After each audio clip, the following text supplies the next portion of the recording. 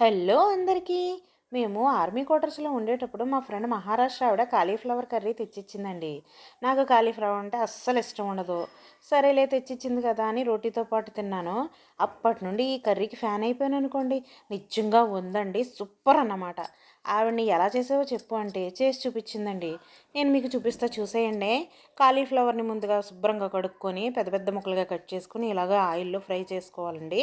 అవి ఫ్రై అయ్యేలోపు బంగాళాదుంపలను పెద్ద ముక్కలుగా, క్యారెట్‌ని పెద్ద ముక్కలుగా కట్ చేసుకొని పక్కన పెట్టుకొని, ఒక ఉల్లిపాయ, ఒక టమాటో, 5 బాదం పప్పులు మిక్సీ పట్టి పక్కన పెట్టుకోవాలండి.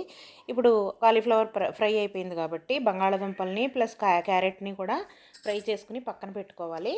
పక్కన పెట్టేసుకున్న తర్వాత ఆయిల్ తీసేసి కొంచెం ఆయిల్ ఉంచుకొని జీలకర్ర పేస్ట్ చేసి పెట్టుకున్నది తీసి ఇందులో వేసేసుకోవాలండి. వేసేసుకొని బాగా ఫ్రై అవ్వనివ్వాలి. కొంచెం కరివేపాకు వేసుకోవాలి. అయి కరివేపాకు కూడా ఫ్రై అయిపోయిన తర్వాత కొంచెం అల్లం వెల్లుల్లి పేస్టు, కొన్ని పచ్చి బఠానీలు వేసుకొని బాగా ఫ్రై చేసుకోవాలండి. ఇప్పుడు ఫ్రై చేసుకున్న ఉన్నాయి కదా కాలీఫ్లవరు అన్ని పీసెస్, అవి వేసేసుకొని కొంచెం పసుపు, సరిపడినంత కారము, కొంచెమేమో ధనియాల పొడి, కొంచెం గరం మసాలా. దీనికి మెయిన్ ఏంటంటే పెప్పర్ పొడి వేసుకోవాలండి. పెప్పర్ పొడి, కొంచెం ఉప్పు, సరిపడేంత ఉప్పు వేసేసుకొని వాటర్ పోసేసుకోవాలండి. అవి ఎక్కువ పోసుకోవాల్సిన అవసరం లేదు, ఆల్రెడీ ఫ్రై చేసాం కాబట్టి తక్కువే పోసుకుంటే సరిపోద్ది.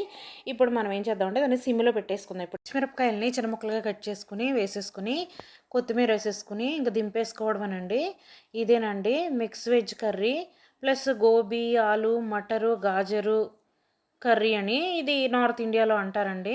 ఇది మెయిన్ వింటర్ సీజన్‌లో బాగా ఎక్కువ తింటారండి. ఇది రోటీ, చపాతీ, పూరీకి సూపర్ ఉంటది. ఒక్కసారి ట్రై చేయండి. ట్రై చేస్తే మళ్ళా వదలరండి.